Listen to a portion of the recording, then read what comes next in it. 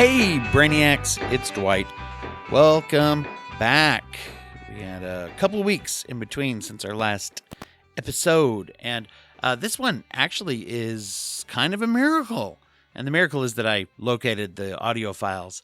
I had a couple of interviews from a year or two ago that had gotten lost in the shuffle of computer files, and I finally found a couple. And this is one that I was really good to interview, and I'm looking back in my published list, and it doesn't seem to be there. So it's here now. Brad Reed is a coach, a corporate consultant, and also a specialist in building up confidence, what he calls core confidence. And I will let his words speak for themselves, literally, here in a minute. He is an expat from the U.S. He lives in Vietnam, and, we'll hear us kind of talk about that. I wanted to give one quick clarifier as I was listening over and kind of re-editing this deal. There is a reference that we make to the management of chronic pain through meditation and just different attitudes and focus. I wanted to clarify so everyone knows we're not saying that if you have pain, it can just magically go away.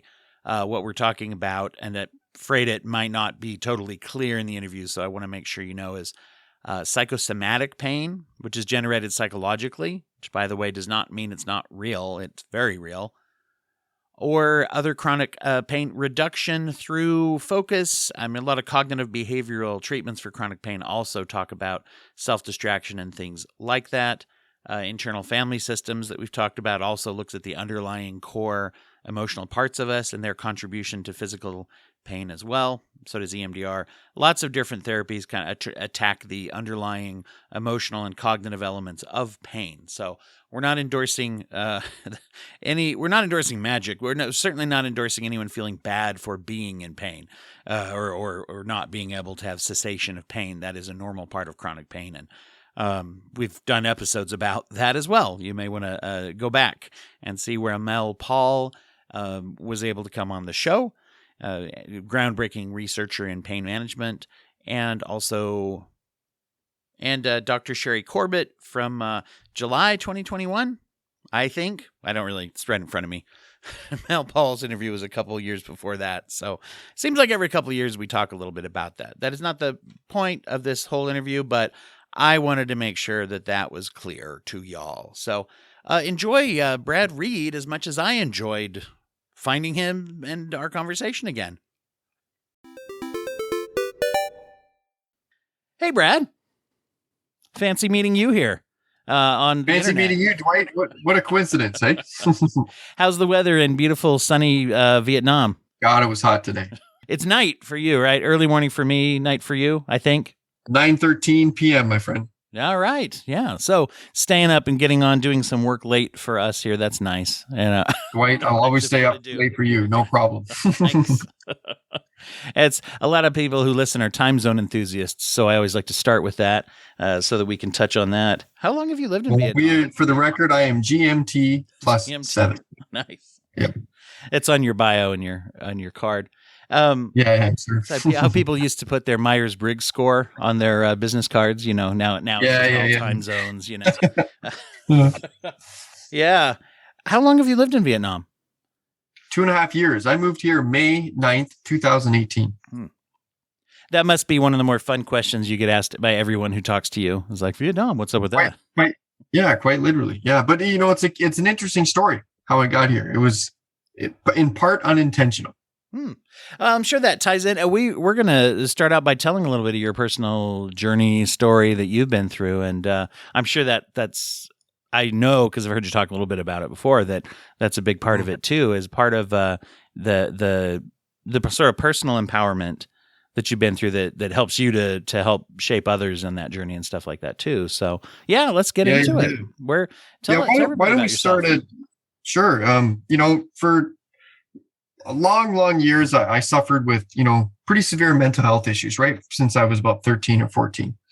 And that manifested in, depression and anxiety and real morbid, what we called morbid OCD, sort of these intense visualizations of really terrible things happening to the people I care about from a young age, right up to about 22. I was on antidepressants for 4 years, and I got off antidepressants and for about a year, and things were okay. I was feeling okay. I'd really struggled with mental health, but I was relatively stable. And then my body decided to get chronically physically ill, and it was just horrendous, man. It started in my feet one day. I remember I was at work at my old office, and it started just like a cramp. It was like a bilateral foot cramp. Each foot was sore, and then I went home and I'm like, I'll rest and I'll be fine tomorrow. And then the next night I went in and it was worse. And then after night number 4, because I was working a night shift at the hospital that I was employed at the time, the pain was horrendous. It's like somebody took an electrical outlet, plugged it into the back of my ass and my spine, and was shooting bolts of electricity right down to the tips of my toes. The pain was excruciating. Oh. And it was like, man, this is bad. And so long story short, I spent the next several years quite incapacitated. It was very, very difficult to walk. I had to walk with a certain angle on my feet. They were both sort of inverted and inclined 45 degrees, because if I put my feet flat on the floor, the surges of electricity, so to speak, would shoot up to my lower back, and it was just terrible. So you'd have to adjust for that, and you kind of get used to that adjustment too. It's like having a toothache and eating on the other side of your mouth. People find that even once it's corrected, they have to relearn how to do it. So you have all kinds of things you do to accommodate. Oh yeah, man. And I at one time the physiotherapists were wrapping my feet in special wraps, and I had these special shoes with special jelly inserts just to make the walking a little more easy. So thank for those shoes. They're long gone now, but thankfully I had them, and I had a pair of sandals that helped me a lot too. But the pain spread. That was the worst part. It didn't stay in my legs, and the electric pain turned into burning, turned into aches and cramps, and real heavy muscle fatigue. And then the pain spread to both of my arms. So at one point I remember I couldn't type properly. My arms were that weak. I needed a headset, like a voice to text software, so I could properly use my computer. And I was just tired all the time, aching all the time. And my muscles hurt, my nerves hurt, everything hurt. It was really terrible. Very pervasive to everything that you were doing. Did you find from the psychological level too, you mentioned the strong OCD and intrusive thoughts. Did that interact with the pain as far as did that trigger different things in that area? No, you see, I didn't make the connection at the time, because when the pain started, my mental health was doing okay. I was relatively stable. I developed some mechanisms with mindfulness and different tools to stabilize all of that. So consciously, I was feeling pretty good. So in the sense, the anxiety would really kick up when I imagined too far into the future, because I had so much pain. I was too incapacitated. And if I imagined, am I going to feel like this in a year? It was overwhelming. Okay. And so one of my big tools was using mindfulness just to focus every minute, like, just get through this minute, bro. Just get through this minute, bro. Just get through this minute, bro. And I do that for hours sometimes, and, or listen to a podcast, or I do what I could just to make it through the day, because thinking too far in advance was terrible. I was struggling so hard to finish my master's degree. I couldn't get around campus properly. I needed one of those special vans, those handicap vans to take me around. Everything was just an intense struggle. But I made it. And that's where the story starts to get a little more optimistic and interesting. But if you want to explore the dirt more, I'm happy, because it was I want people to resonate with it, because they may be going through some of the same things. Well, sure, it is interesting as you put that. You were at the same time going through graduate school, so at some point you must have made a decision there, because that goes right in the face of those fears you're describing, doesn't it? To say, what's going to happen to me in the future? Can I do this? Everything's all about the pain. But you did actually go to school too. So I'm interested in that. How did you, I don't want to assume, was that a struggle to make that decision to go to college and those things while you were having such a hard time?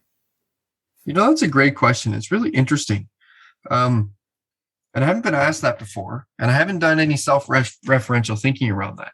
So probably my answer to that would be, I figured I still wanted to accomplish something. Mhm. That was the one thing, I had a job. I worked 1 day a week, Dwight, one. And then the rest, it would knock me out the rest of the week. And it was an office job. Yeah. So, but I'm extraordinarily thankful for that hospital job because working 1 day a week gave me really good income for the month. My expenses were relatively low. I lived with my ex-girlfriend at the time, who was, really, ultimately we weren't good together, but in terms of support, she was really good when it came to this kind of stuff.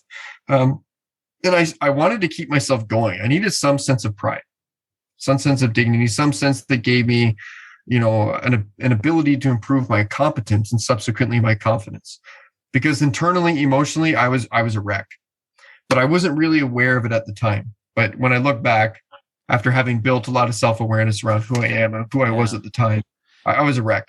That's a big thing. The big thing is that recognition of how am I doing? And a lot of times I find when we have our head, down and we're moving ahead and going is when we don't notice sometimes. Yeah, man, I remember the day a few months after my ex-girlfriend broke up with me. I went to a 10-day Vipassana meditation retreat. And I was still pretty sick, but I was starting to heal. And I'll explain to you how I healed in a moment after I'm done this story. But after that 10 days, for the first time in my entire life, at 27 years old, I actually knew who I was. It was just outstanding and very compelling and very revealing. And I can't tell you the difference between my self-awareness before that retreat and after. It was like during that 10 days, literally, I was able to disassemble my entire being and understand where and how the pieces fit together. And I was made aware of pieces I didn't even know were there. If I can just make it simple, I was like, oh, my mom said this to me when I was 7. That's why I behaved this way. Oh, my mom had regressed issues as well. Oh, okay, that's why I do this. And my dad wasn't a very confident guy. So I inherited that from his behavior, like all these patterns that just emerged. And for the first time ever, I became aware of actually how I behaved. And able to access that in a way that was meaningful as far as change goes. Extraordinarily meaningful. It gave me a whole new scaffold to build a new life around, which was really, really incredible. And so, yeah, at the time, Dwight, I had no idea until after that 10 days. And since then, it's a different story. But up to that point in my life, it was like autopilot, go, go, go. And just in blissful ignorance of a lot of my emotional problems. It's a thing that I know stereotypically and typically a lot of times men were socialized that way to do that. But I see that all over though with young men and young women that I talk to. There's a lot of focus on this. Like I just have a blanket term of productivity and not in a good way sometimes, of where it's like go, go, go, go, go, and don't necessarily stop and say, where am I going? And am I getting there? Sure. Yeah. And, the irony is, a lot of pressure I felt, not so much from my parents, but, I was in a relationship and, my ex-girlfriend's parents were not super successful, but decently successful, but, they really wanted to see an outcome. And I think I internalized that a little bit. And I thought, Masters of Chemical Engineering, it sounds pretty good. And it was actually enjoyable. I liked the degree. But it gave me one thing to hold on to. Ultimately, it wasn't for me. But, it gave me a sense of pride to hold on to. But again, blissful ignorance. I had no idea really why I behaved the way I behaved. But before that 10-day Vipassana retreat, I had tried everything to heal, man. And to just get rid of the pain, massage, acupuncture, Reiki, energy therapy, sage smoke, like you name it, I did it. Yeah. Nothing really worked. 12 days of organic juicing kind of thing. Nothing really worked until I walked into my brother's apartment one day, and he had the same thing in his arms, by the way. He had horrendous, excruciating pain from his shoulders down to his fingertips. And he was on disability for a year and he couldn't play his guitar. He stopped playing his game and he stopped on his computer and he was super depressed. Long story short, I walk in one day and he's sitting there playing his Xbox again. And I'm like, man, what is going on? And he's like, yo, bro, we got to talk. And he introduced me to work by the name of a Dr. John Sarno, who was a rehabilitation specialist, a physiatrist at I believe it was New York State University, and his specialty was dealing with chronic pain. And he tried all the old conventional ways of dealing with pain, medicine, physiotherapy, massage, you name it. And the results were abysmal. And I could very much relate to that because my results were abysmal. And long story short, he developed this theory that pain in the body is actually your unconscious mind unable to express emotions. And so it produces pain as a reaction to that suppressed rage or anger or whatever it may be in your body. And I was like, yo, this is weird. This is weird hippie stuff, but I'm going to give it a shot because I got nothing to lose. And so I started to read his book, The Great Pain Deception. And I started to really internalize the teachings. And I remember one day, pain was starting to get better, man. And I was really reading it. And I read those pages, and he describes people with the personalities who tend to develop chronic pain. And I was reading those pages one day crying because it was so me. I'm like, that's me. Oh my God, that's me. And I had a headache one day. And I used to get these headaches that would knock me out for 24 hours. And I felt it coming on. And I was at school in the computer lab. And I was ready to go home and do what I normally did. Take a pill, go to sleep, call it a day. But then I said, you know what? I've been reading this Dr. Sarno stuff. Why don't I give it a shot? So I sat down, put my back straight. I was convinced that my pain actually wasn't real. It was my unconscious mind doing stuff. And I started to talk to myself and engage with how I was feeling and the pain I was going through. And I was just following his prescriptions, telling the pain to F off and being like, yo, it's all good, Brad. There's nothing really here. And after about 40 minutes, that headache went away completely. It's not like some $4,000 program. It's a book I bought on Amazon for $15. It's like, and there's forums about it now, and there's a whole app about his work now, and it's very scientifically validated now. It's really brilliant stuff. Interesting.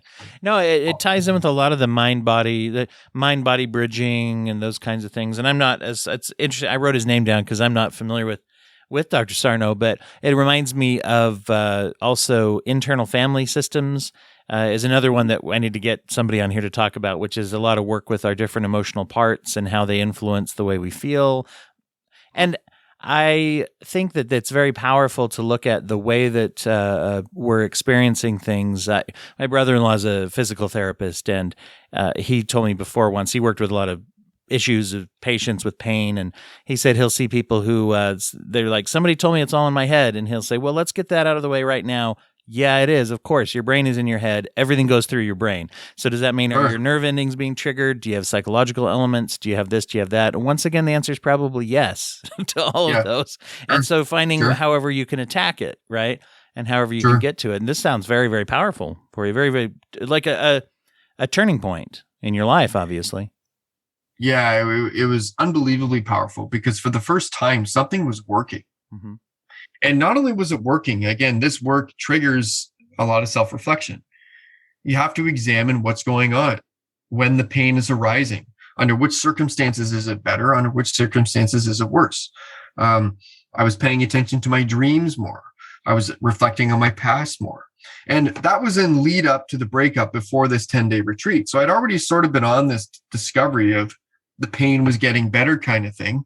And then I went to that meditation retreat.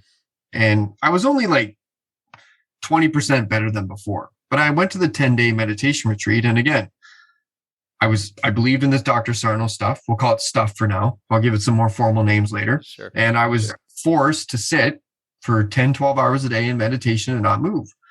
And it was painful. God, I remember one day after day 3, it was so bad. I said, Brad, you got to find a way to deal with this pain. Or you're going to have to leave. And by the way, Brad, leaving's not an option. So I stopped reacting to it. Actually, they teach you that in these courses in day 4, where you go from the nose breathing, anapana, to the practice of vipassana, which is observing your body sensations without judgment. But I sort of discovered that self on day 3 out of necessity. A lot of people find that when they have pain, that stage of meditation or that type is actually sometimes very triggering. Emotionally as well, to be like, I'm paying attention to my body and my body's telling me ow a lot. Yeah. Sure. Well, I think it's the way we pay attention to it. And here's the interesting thing. I used to react. You're right. I used to pay attention to my pain all the time. Oh, my leg's so sore. Oh, my toe. Oh, my knee. Oh my God. Oh my God. And I would label it. This sucks. My life sucks. It's over. This pain's horrible. My day's done. And the Vipassana teaches us to observe it, but not judge it, and treat it like you would anything else. Just monitor it, and let it go, and let it go, and let it go. And each day throughout the retreat, I was able to sit and monitor objectively different levels of pain. To one point, it was like so bad that I sat there. I'm just like, whatever, it's no big deal. And I started to walk better on that retreat. My walking from the meditation to the dining hall started to improve. And just generally, it started to improve. By the end of the retreat, the pain didn't have as much control over me as it used to, because I used to identify with it so much because I'd been sick for so long. Pain was me, I was pain. So you're differentiating in a way too between you and the experience that you're having, which exactly. I guess is one of the main goals of meditation in general, isn't it? To be able to be that it was a dispassionate observer or objective observer. Sure, yeah. Exactly. And I still practice today. I practice Japanese Zen now, but again, you're just sitting and observing and experiencing what's going on. And so, yeah, man, that was a big turning point too, because for the first time ever at that retreat, the pain stopped controlling me. Did you find, because I don't know if this is true for you, but many people who are attracted into forms of engineering and science based fields, STEM fields, whatever, sometimes it can be a bit difficult to then say, well, this doesn't seem like it would work, but it's working. I had a doctor on about a year ago on the podcast talking about how diet influences mood disorders. And one of the things he said is when he was in medical school and when he started his career, there wasn't any real research on why it should work. And so he assumed it didn't. Right. But then he saw it work. And so was this challenging at all for you to make a transition into there's a psychological element of this that's really, really more powerful than some of the other things I've done before? Not so much, because preceding that for about a year and a half, I'd really been in alternative health and medicine anyways. Okay. With juicing and nutrition and mind body stuff. And I sort of had a strong aversion towards the way Western medicine treats a lot of modalities. I didn't really like it. So I'd already been on that bandwagon. But once I'd experienced this at such a visceral, deep level, you can never unexperience that. So I didn't necessarily have a mechanistic way to label it, but I didn't care. I didn't need one. Okay. I just knew it worked. Yeah. And I understood myself better, and like the pain was receding, and from there it just got better and better and better. And it took about 3 years to fully heal. When I say fully heal, I just mean, I'm at back kickboxing again, kind of thing, like really working. Yeah.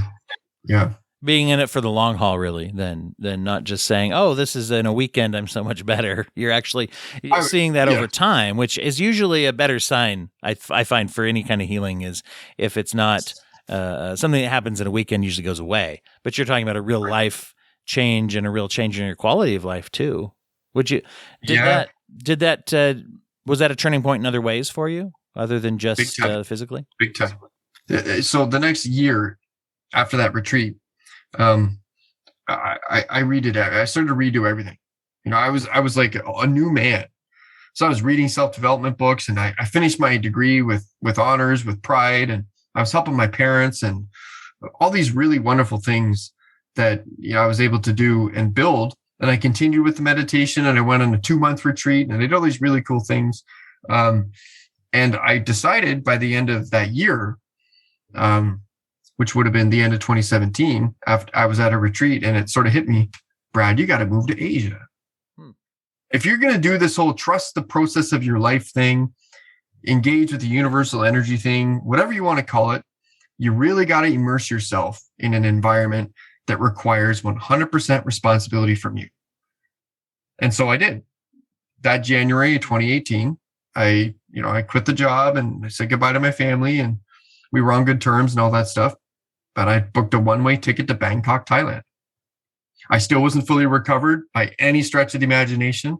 I was still quite thin, and my muscles weren't big. They weren't very functional, but I was like, you know what? Screw it. I'm going to go to Asia, make it work. And I just left every comfort that I had. And I traveled to Bangkok, and then Laos, then Cambodia, then Myanmar, then well, I shouldn't say Bangkok. It was all, I traveled quite a large area in Thailand, and then I landed in Vietnam about 4 months later. And my plans in Vietnam were to, yeah, go ahead. You look like you got a question. Oh, it was just it's a fascinating process to jump into something like that, and very, I don't know, it's exciting, but I got to imagine too, I was curious about what it was like. You're on the plane, you walk off the plane. Did you find, is there a ratio there of like excitement and kind of going like, what the hell am I going to do when I get there? Or was it all just, I'm into it? What was that emotion like as you were traveling? I don't know. I remember it was just weird, like I wasn't super excited but I also wasn't super scared. I didn't really know what I was walking into. One of the things that made the first month of that trip really challenging though, is my brother had been to Thailand 5 years before. Okay. And when he went, he came back with all these awesome stories and no visuals. He wasn't really on Facebook, and Instagram wasn't a thing back then. And so he just left to like this far east oasis, and we would get like little calls from him every week. And he came back with these awesome stories. And I was expecting that trip. I was expecting his trip would be my trip. So I landed in Bangkok with really high expectations. And that first day was hard because my self-confidence still wasn't very high. I'd been dating again and doing better with girls, but my confidence as a man in terms of who I was and what I wanted and my personal grounding and internal locus of control wasn't there. So I needed like some validation, and I wanted that validation from the same experiences my brother had, and it wasn't happening. So I almost crashed the first night. It was like, oh my God. Yeah. Well, and you take away all basically of your comforts, right? With a whole cultural change like that, it's like, I don't even know. I mean, maybe this sounds silly to say it this way, but you pick me up right now, Magic Claw style, and drop me in Thailand. I don't even know like the practice with public restrooms. Where would I go to the bathroom the first time I have to go to the bathroom when I'm walking down the street? Yeah. Once again, it's just to show though the micro and macro level of like, I don't know what to do. Yeah. You may have been more adaptable than me right off the bat, but that's one of the first things I think of is like, how do I eat? Where am I going to do my simple things? Do I assume that they all happen here, or where do I go? Yeah. Sure. Right out the gate. Well, I was lost as hell the first month there. I was, like you said, I was still on this really big journey of self-discovery. Yeah. And as much work as I'd done before I landed, that reminded me how much work I still had to do. I didn't have a good sense of identity. I didn't have a strong sense of, personal confidence. I really didn't have a good purpose in my life. I was just wandering. And so, I tried to do the whole hostel party thing, and it wasn't really my vibe or my scene. And then, so I needed to get away from that into a different environment. So I did. And the environment that I liked was more casual and friendly and chill. And cool. Okay, Brad, you don't like partying stuff, so don't do it. So 28 years old, I kind of came to that realization. That's not my thing. Cool. So one more thing to spend more time doing is being quiet and more solitude, hanging out with people like that, and less crazy partying stuff. No problem. But again, it seems trivial, but I really didn't know that at the time.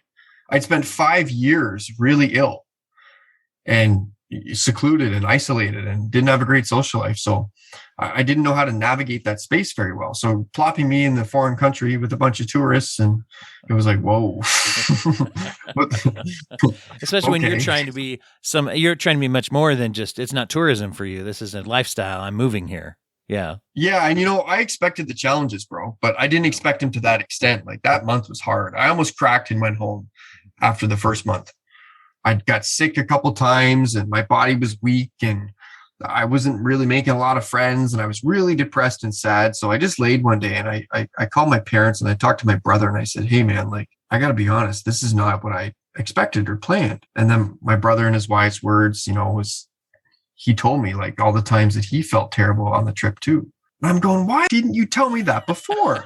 And it's just the same thing like the Instagram highlight reel story. Yeah. You only see those amazing aspects. And then that made me feel a lot better knowing that shared experience. And I think knowing that we are not our experience of pain in this case, loneliness and those kinds of feelings too, knowing that it's normalizing, as a lot of people call that, right? To say, oh, I'm a member of the human race. It's okay. All right. Okay. Yeah. I'm not just blowing it here. Yeah. Yeah. And it meant so much more too, coming from my brother. Yeah. Because, he'd been 5 years before and I hadn't heard that part of his story. And, he sort of made some simple advice, which was great. Like, hey, man, just chill out, read a book kind of thing. I'm like, okay. Okay, no problem. Or, do some self-development. And at the time, Dwight, I'll be honest, I still needed so much validation from other people. I didn't have that core identity, that core sense of purpose or sense of being.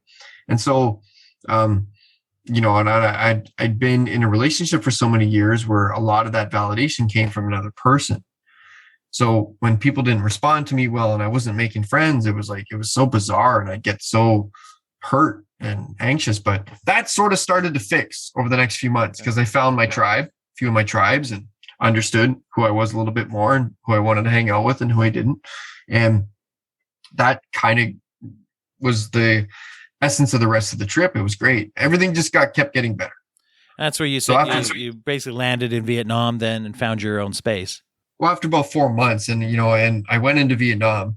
Vietnam's a magical place, brother. It really is. After 3 days of being here, first of all, the original plan was to teach English for a year in Vietnam, save some money, go to India, continue the spiritual journey thing. Well, I never taught English, and I'm still in Vietnam. And you haven't left, yeah?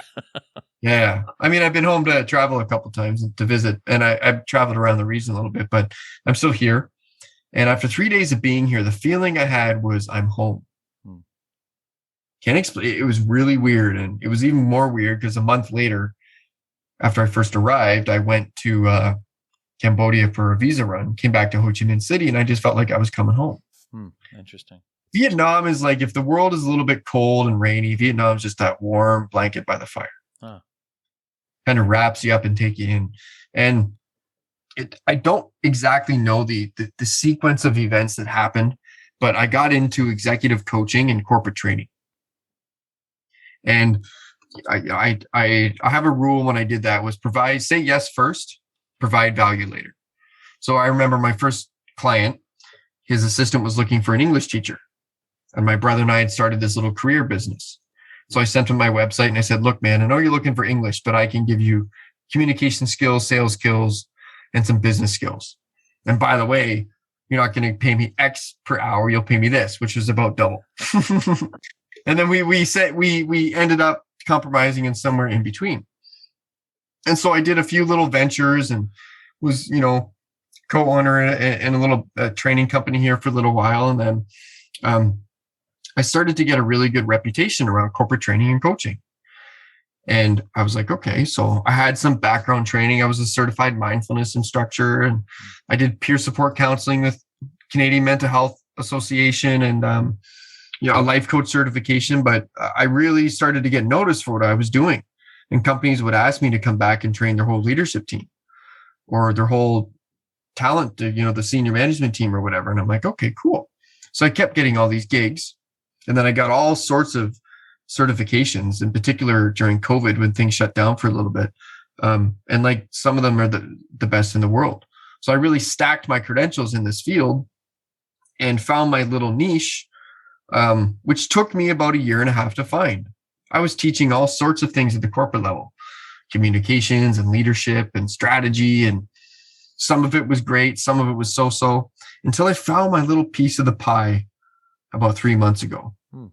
And I found my new company, which is Repurpose You, which is, in essence, it distills everything I've been passionate about for the past 8 to 10 years around personal development, wellness, well-being, and happiness.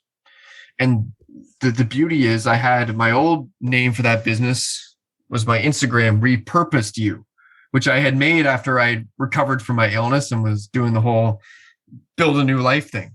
but I didn't like the past tense. And I let that Instagram, which once had like 10 or 12,000 followers, something like that, I sort of let it teeter away until I was ready again. So I took all my corporate training experience, all my leadership experience, and all my experience with wellness, mental health, happiness, well-being, and I assimilated them into my new business, Repurpose You. It's really clear now, but it took a year and a half of sorting back and forth and training this and training that and learning this until finally I'm crystal clear what I'm doing and the way I'm branding and the partnerships I'm forming. Yeah, it always sounds simple when you go backwards, right? When you're saying, "Oh, I named it this." Oh, great. But it doesn't encapsulate all of the probably like hours and hours and headaches and thinking and pounding your head against the proverbial wall. Man, months. And it wasn't the name. I always was okay with the name. It was the concept. What was that sweet spot? Was I going to focus on more high performance and leadership, or was I going to focus on just like wellness? So I've really found this interesting, healthy medium between the two now. Yeah, really healthy. And the essence of what I do now is well-being is performance, because I love empowering people to get better through mental health, through depression, anxiety, through low confidence. And it turns out like all the data that emerging is crystal clear. When you're happier, you perform better. Productivity in teams improves. You improve leadership, emotional intelligence, then team emotional intelligence, then individual emotional intelligence, then organizational EI. Everything works in synergy. It's funny how it can be so true and yet so underappreciated, I think, historically. Yeah, unbelievably so. And it's like, it's you hear these buzzwords like EQ and EI and employee engagement and employer branding and all that stuff. But at the core of that, it's how people feel. That's all it is. Do they feel empowered? Do they feel autonomous? Do they feel inspired? Do they feel connected? Do they feel, all these sorts of things? They feel relatable to other people. And when they do, the fascinating thing is performance improves across the board. Happier people are better innovators. They're more creative. Leadership teams that are happier make better strategic decisions. They make less errors when it comes to major decisions that are often attributed to things like cognitive bias. Like, it's really, really interesting. It's so multifaceted. It's not just like you communicate better, you empathize better, you synergize better. You do a lot of more things better cross-culturally. Like literally every metric you can think of in an organization, when you think of like topical metrics, or if you're looking at productivity and looking at leadership buzzwords, improves when you look at well-being. And so it's really a brilliant field, man. I really love it. It's fascinating too to see. Seeing the inside of lots of different jobs, and for me, working in places where you'd think, right, everybody in management has like a lot of training in like psychology and education, as I've worked for schools, as I've worked for mental health agencies and things. But yet at the same time, it's a basic thing that's very hard for people to get from a leadership standpoint. I've noticed that if you're going to create a culture that is a mentoring culture, that is a supportive culture, it's a lot of hard work to actually put in. And that's why I think you see companies and managers or whatever who say, I don't know, let's have a weekly lunch or something like that. And that's a great thing to have as part of everything. There's a lot of things that are great to have as part, but when it's the end of the journey, it's like, hey, once a month, let's all get together and be friendly. Great. Hey, look at how we changed everything. It's like, well, nothing really, but it's a lot of work to actually dig in and say, hey, let's all support and mentor each other. It's interesting to see how you go and apply that. When you look at that and say, as you put it, a happier person is better at everything, right? It elevates everything that they're doing. What are some of the elements of that you feel like people need? What are the needs they have to equate to that kind of happiness and satisfaction? Well, they talk about core motivators, and, autonomy, purpose, mastery are really three core motivators. And when I say motivators, I mean things that keep people sufficiently satisfied to perform well. I mean, needs are vast and varied. Everyone wants the need to connect and love and be inspired and empowered. But ultimately, people can maintain a relative consistent level of motivation when they feel autonomous, the freedom to make their own decisions, when they have purpose, that underlying sense of who they are and what the meaning of what they do is. And that's really, really important. Connectedness as well, the relationships they have with other people. So I'll give you a good example when you talk about needs. there's two ways that, behavior scientists can define happiness. One is hedonic or temporal. Spurts of an impulsive feel. Feels good to do something short time. That can range from drinking to partying to giving someone a hug to watching a movie, whatever. But then there's eudaimonic happiness, which is that sort of baseline level of meaning, which doesn't mean you feel happy all the time. Right. Because that's impossible. Right. What it does mean is like you have a solid foundation. So I think to answer your question, what do people need? The biggest thing I see missing, and what the literature really is saying, is elements of that eudaimonic happiness, which is resilience or psychological capital. Psychological capital is defined as optimism, hope, self-efficacy. That's the belief in your capacity to do more. And when we find those metrics rise within people, their sense of being, their self-efficacy, their hope, their optimism, and their tenacity, man, that's resilience, brother. And when they're resilient, like they don't feel like they're missing anything. So maybe that answers your question, because they feel like they can do it. It's a good measure. Yeah, it's excellent I think one of the things that's most important in defining happiness is diversifying the definition a little bit to say, oh, sure. It triggers some memory of somewhere in school. I remember talking about Aristotle, right? Saying that, there's pleasure and there's security, right? And there's these two, and you're kind of talking about the hedonic and eudonic, I think is how you said it. Yeah, hedonic and eudaimonic. Yeah, I like that. That's kind of like deeper level of appreciation of things. And when you have a lot of different, you break down that definition and say, do I know that I'm getting my next meal? Great, that's a form of happiness. Did I think a bad thing was going to happen? It didn't. Well, that's a form of happiness, and Sure. having an appreciation. I like what you're describing. To me, it reminds me of some of the things you're talking about with the pain management too, of being able to sit back and look and say, what is happening to me and how can I appreciate what it is? And then in this case, then you can flesh it out more and work on it too, to say, what areas am I, do I have some pleasure? No, if I don't have any, I should probably work on that. But, Sure. if that's the only definition I have of happiness, then I'm only happy when I'm experiencing pleasure and not Sure. having that deeper appreciation. That's cool to diversify that and break that out. Yeah. And, that's what we see too, when you develop emotional intelligence at the leadership team. And there's reasons we do it at the leadership team because it's the most effective. When leadership behavior changes, team behavior changes, organizational behavior changes, and you get transformation. Long story short.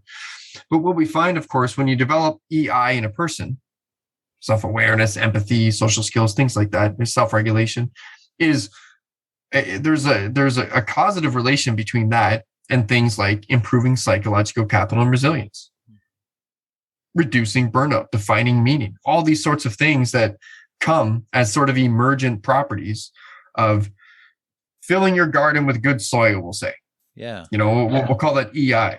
So you work on EI through coaching and training, and you'll talk about mentoring programs and things like that. And you get a rise in people's capacity to handle stuff. So again, I stress it. It's not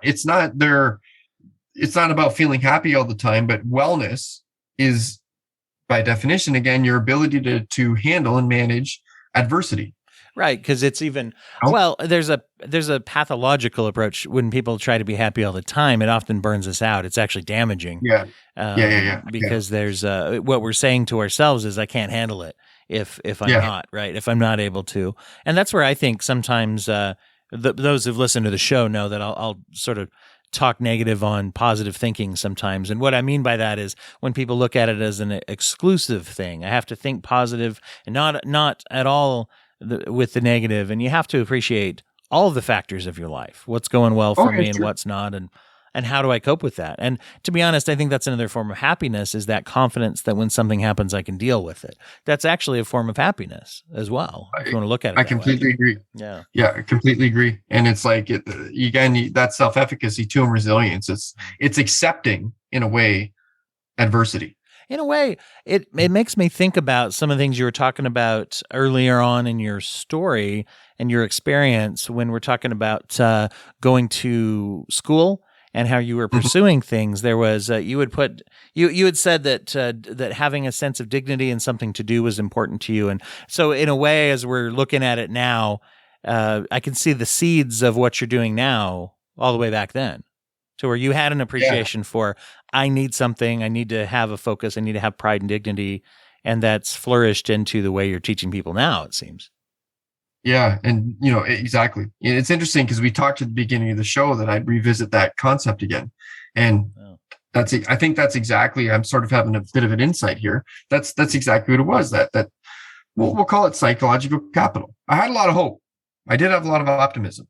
I didn't feel good all the time. And that's the thing I had simultaneous emotions of hope, optimism, stress, fear, anxiety, but also a sense of self-efficacy. I knew I could get my master's degree done, and I knew I could persevere, and I had tenacity to do so, but I didn't feel good all the time, bro. But I had and I didn't even have a clear purpose, but I did have some sense of meaning. And at the time, it was just get the master's degree done. Now my sense of purpose and meaning is very clear, well-defined, and I live and breathe it in and out. But at the time, that was enough. And now it's like I find when people develop purpose, meaning, understanding, direction, all those metrics in their lives improve. We'll call it happiness or well-being or whatever you'd like.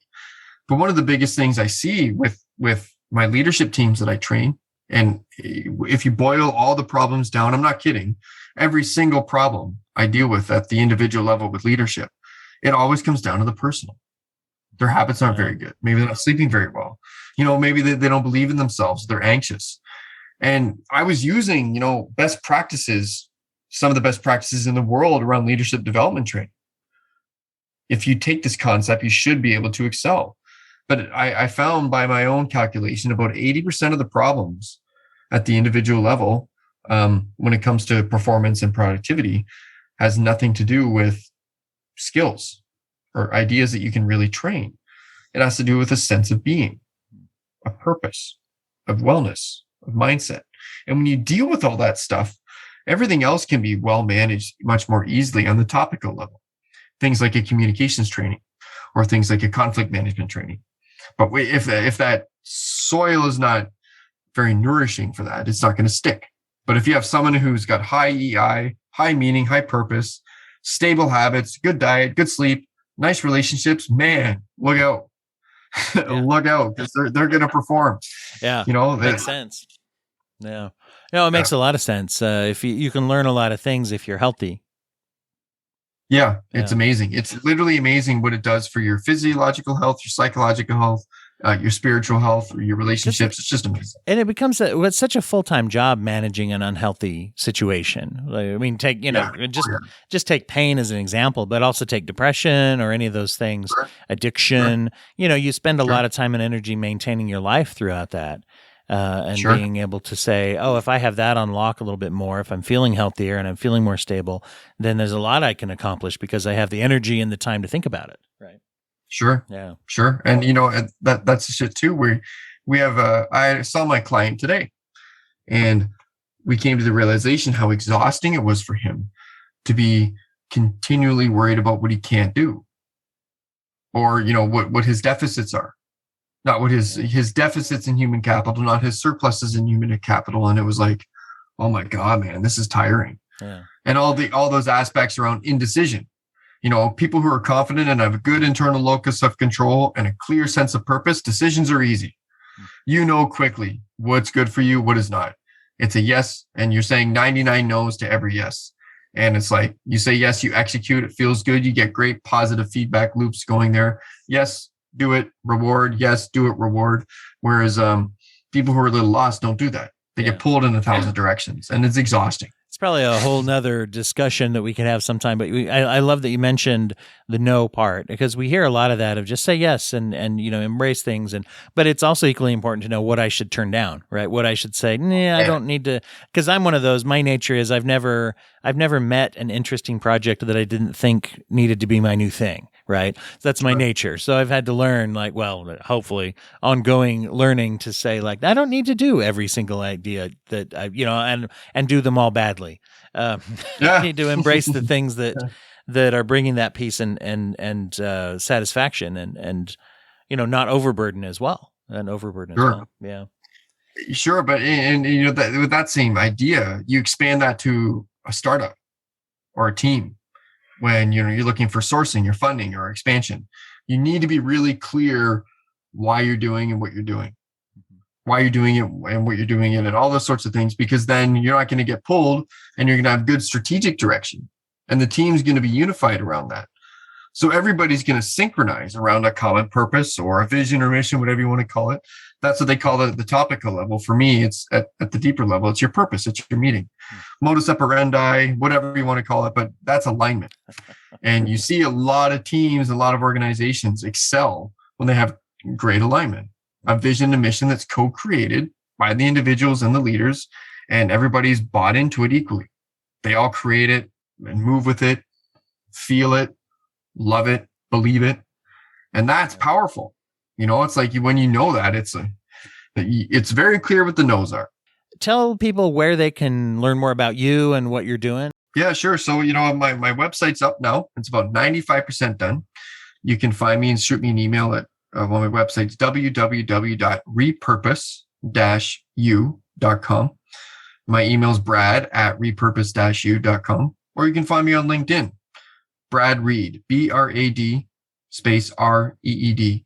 And a lot of my content goes up on LinkedIn, and a lot of people share it and they see it and they comment and all those sorts of stuff. So a lot of my ideas are there. And you're right, Dwight. I think the 15 episodes easy. There's a lot of cool talking points here. And again, it's not just, I don't go into organizations and make everybody happy, but that's the foundation of what I do. And from there, we look at interesting things: strategy, vision, mission, communications, conflict management, leadership development, all these conventional kinds of things that you would think of when you think of a guy like Brad, who's an executive coach and corporate trainer.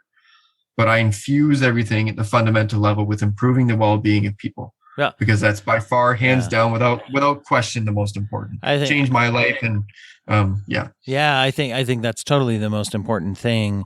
And that's one of the things I liked. Brad and I met. He was a guest on a podcast that I produce, the Rise Today inspirational podcast that's out there. A little plug for them too. But I was in the background recording and listening, and I was like, I got to get you on here because you have that real human approach. And I think all too often, anybody who's been in one of these mandatory corporate events where here comes the expert and they come in and tell you all do this and do that. One of the things that sometimes I think turns people off, it always turned me off, was people come in and this very, very almost robotic sometimes when we look at that kind of thing. And once again, it's all about this kind of like, here's how we leverage this productivity. And you're actually talking about saying, let's be healthy, right? That's the first thing. Let's be healthy. And then all that other stuff, that's what we're working. There's lots of tools that you're sharing, but let's get healthy first in the way, and having to do the way we treat people, which also, unfortunately, stereotypically seems to be something that we don't care about,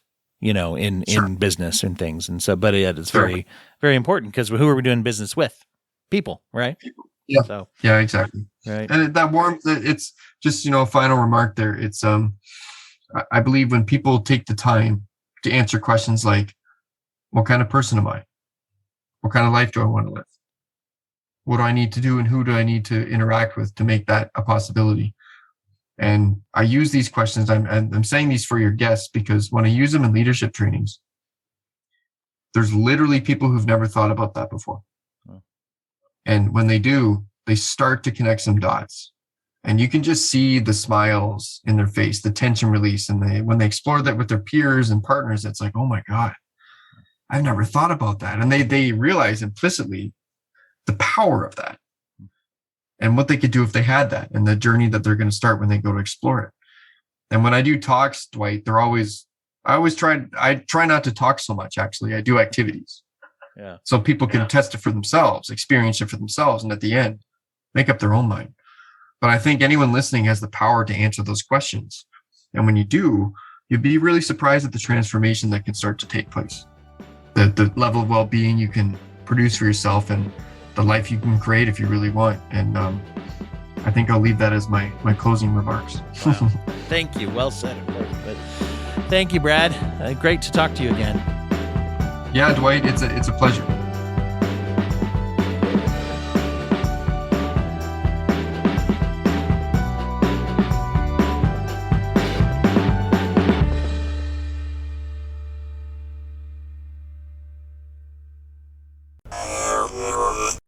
Thank you for listening to the Courtemp Arts Podcast Network. To listen to more Courtemp Arts shows, visit courtemparts.com.